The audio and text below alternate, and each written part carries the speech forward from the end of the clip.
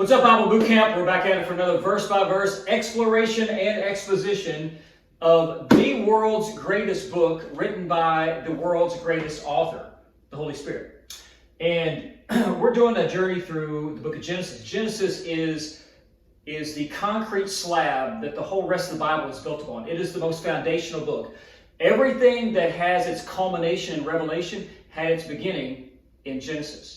And all other books are built upon this one. So we're going through it, and we're in the days of creation, and we're actually taking a week for each day of the creation week.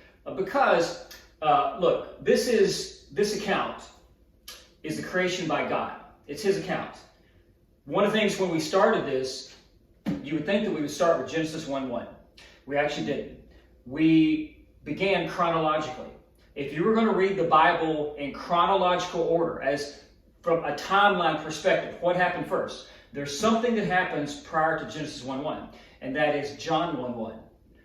There you learn, in the beginning was the Word, and the Word was with God, and the Word was God. But you also discover in that first chapter that through Him, all things were created, and nothing that has been created has not been created except by Him. Who's the Him? The Word. Who's the Word? Jesus Christ. That takes on a whole different context when you now go back and you read in the beginning, you realize that the Spirit moved over the waters. It's the Spirit of Christ that is moving over the waters. It is the Lord that is calling into creation everything that we see, the sun, the moon, the stars. And as we get into the animals and the mankind, this is all created in the account of creation by none other than the Lord Himself. So when I say, and many others say too, Jesus is on every page of the Bible. He really is. You have to search for it. So this is the creation, and the reason we're kind of taking our time through it is that it shows that every element of the creation week has a very unique design. The world would tell you it developed and evolved to be what we now see it. Basically, there was nothing, and it exploded, which makes no sense. But that's the concept of evolution. And what you discover is everything we've been taking each of the days and what God created on those particular days, just to show you that it has a very unique design. We're going to be on day 5 today, and you'll see the same thing. I'm going to skip through some of the scientific part. I don't want to make this a science class. But I do want to just recap one thing, and it was this. We talked about the sun, the moon, the stars last time. There is something called, in science, the anthropic principle. Fancy term, and here's what it means. The universe was uniquely made for us to live. We are positioned in a certain place, in a certain part of the solar system, in a certain part of the galaxy, just for us. It is, the more you study this, the more you realize it. I'll just give this an example. NASA. We're talking secular scientists. They have a list of about 100 aspects about our planet and our solar system. If any one of those 100 are taken away, we die. There is no life on this planet. It has to be 100 out of 100. If one are missing, we're gone. I'll give you an example.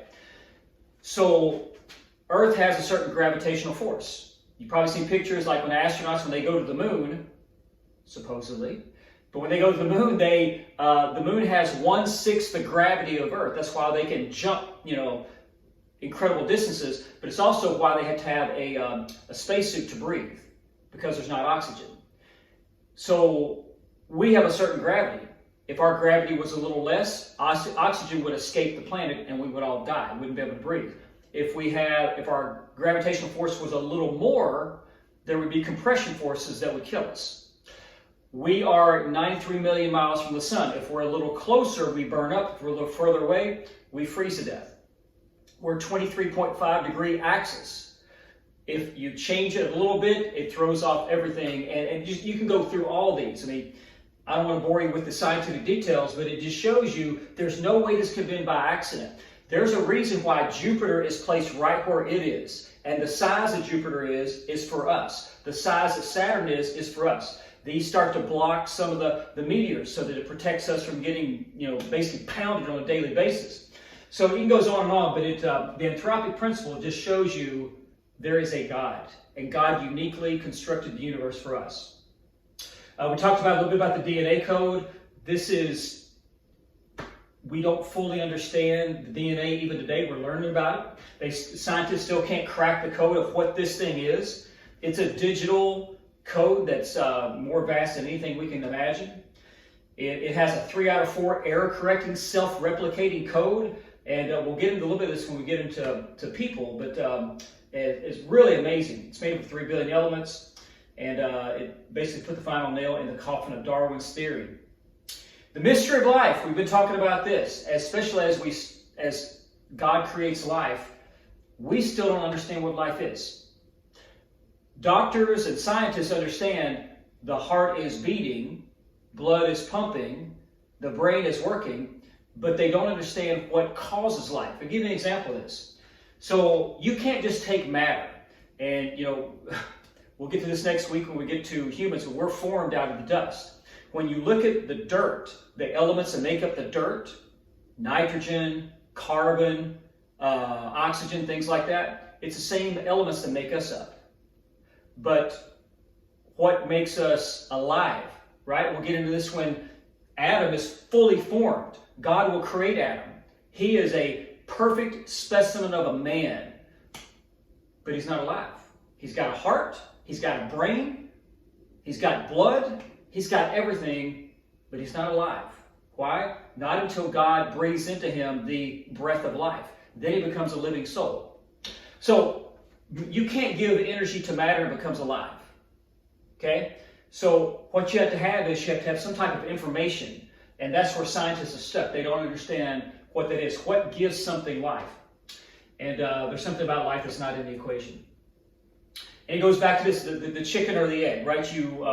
Chickens come from an egg, but chickens lay eggs. So which came first? In evolution, it doesn't make sense. You had to have an egg to get the chicken, but you had to have the chicken to make the egg. And in our sense, when we get into like life, humans, and we're talking about animals today, we have a DNA strand that's made up of protein, but it takes protein to make the DNA. You can't have the DNA without protein, but you can't have the protein without the DNA. These couldn't have evolved. It shows you that they were all created at the very same time. And we talked about the Tangle-Free test. It's we'll skip on. Last time we talked about day 4, the sun and the moon and the stars. Man, I encourage you to look at that. The stars. Only thing I'll remind you about that is that all of mankind's history is written in the stars. Our past, our present, and our future are written in the constellations. God says, I have named every one of those stars, and he's positioned them in a certain place. And those 12 constellations go back way before there was a zodiac. They go way back to Eden, and it shows the gospel message and mankind's history. So here we are, the 5th day, fish and fowl. And God said, let the waters bring forth abundantly the moving creature that hath life, and fowl that may fly above the earth in the open firmament of heaven. And God created great whales. It's actually in the Hebrew, sea monsters. We translate that as whales. And every living creature that moveth, which the waters brought forth abundantly after their kind, and every winged fowl after his kind, and God saw that it was good. This term you're going to see over and over again. These animals were created after their kind. They replicate after their kind. When you study the DNA of a dog, I don't know how many breeds of dogs there are. There's a bunch. All dogs have basically the same DNA. There's there's differences for the size of a dog, the hair length of a dog, the color of a dog, right? But they've shown that you could go back to a gray wolf, and from a gray wolf, you have within the DNA code every breed of dog, from a poodle to a boxer to a hound, is all within that same little gray wolf. We'll talk about that when we get to the flood. But all dogs have the same DNA. It's nothing like the DNA of a cat or the DNA of a horse. No DNA within a dog will turn it into a horse. No DNA of a horse will turn it into a cat. All horses have a similar DNA, all cats, and on and on and on. And so this is what Scripture's talking about. After their kind, that's the DNA component. And God blessed them, saying, be fruitful and multiply, and fill the waters and the seas, and let fowl multiply on the earth. And the evening and the morning were the fifth day. We'll see this also repeated. Be fruitful and multiply. That's a command that God gives the animals. It's a command that God gives people. He'll do it twice. Even after the flood, he'll say, be fruitful and multiply. The enemy, the spirit of the age, the satanic empire that runs amok, is always looking to do just the opposite of what God's commands are. If God commands this, he tries to tear that down. God says, be fruitful and multiply. So Satan wants to do just the opposite. That's why Satan supports abortion and euthanasia, which are the opposite of be fruitful and multiply. Okay, so we've got fish and fowl. I want to take you through a couple of things because I talked about each of these have a unique design. Every single animal is uniquely designed in a way that points to God. Every one of them. We don't have time to go through. I'm going to highlight just a few things here. Fish, and I'm being very general here. Fish have a unique design. Did you know that they have a focal length in their eyes, fish eyes, and that focal length is attuned to the type of food that they will eat upon.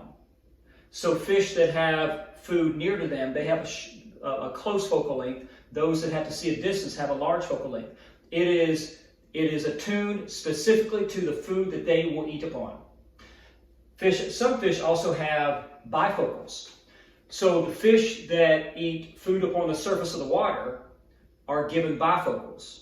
So that they can see in the water, which is, like a camera in the water is different than a camera you just do in the air, right? Because of the density of the water. The bifocals of the fish can see through the water, but can also see up in the air further if there's potential danger of a bird that if they get to the surface would come down and get them. So they have the bifocals. There are fish that can also see they have eyesight bifocals for in and around like a shallow lake or pond, but they can also see a distance off onto the land in a tree if there's a bird there. It's really amazing. But every fish has a focal length based upon the type of food that particular fish eats. It's incredible. Okay, dolphins. Wow. Dolphins have a sonar. And this is so interesting, but they will emit a sound and they will get feedback from the vibrations of the sound. If you've ever seen the movie Daredevil, Daredevil's blind, but he can hear vibrations and actually see images in his eyes, even though he doesn't have eyesight.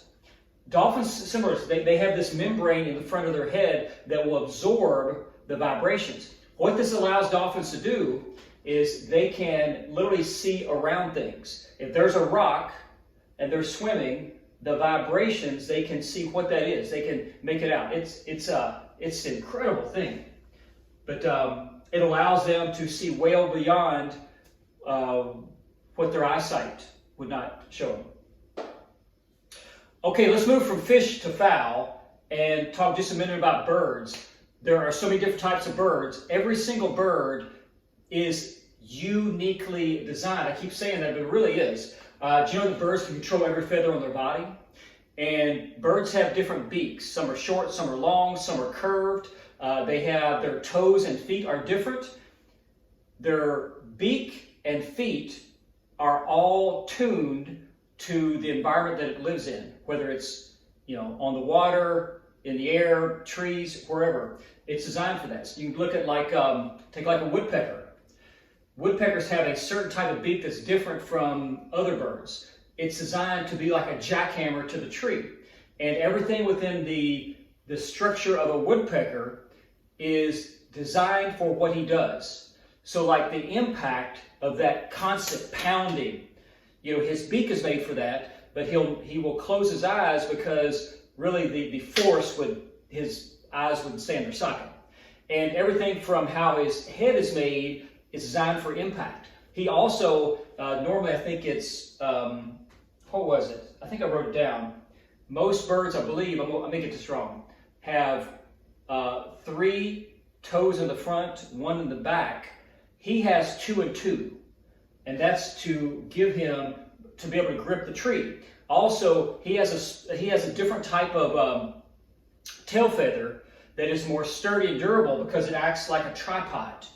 So he's designed to be able to anchor himself to a tree and jackhammer away. It's his design is so different than a bluebird or a mockingbird, you know.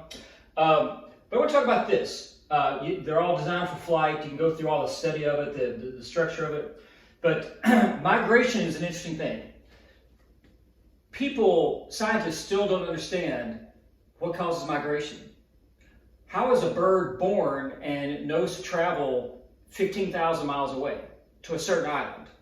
You know, where does that come from? And they've studied all these things. They've studied, wind currents. They've studied like magnetism. Is there something drawing them to a certain area? Nobody knows. There's a mystery. And I'll tell you what it is. It's not a mystery at all. God has put within them where to go. And you have birds up in Canada that will fly to a specific island down in the South Pacific. How do they know to get there? But every year they do the same thing. But I want to show you one here, and shout out to my man Chuck Missler, who talked about this bird right here, the golden plover. It shows you that there's an evidence of design and a designer. So this guy will migrate each year from Alaska to Hawaii. Now, the problem that they have is, there are no rest stops along the way. You're in the ocean. So if you can't make it, you don't make it. And so what he does every year, before he migrates, there's like a switch that goes off in him. And let's see, he weighs, I guess the average golden plover, because I wrote this down, 130 grams. That's his average weight throughout the year. But something clicks inside of him or her, and before the migration, he will gain more weight.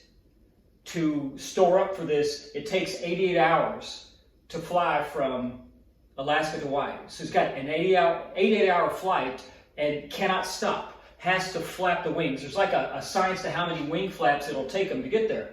But it takes 88 hours. So he will gain more weight to have more fuel to run on for those 88 hours because you can't eat and you're not going to stop, right? So what he does, he'll gain weight, and then the problem is, they've calculated this, he will have enough fuel to only make it 72 hours.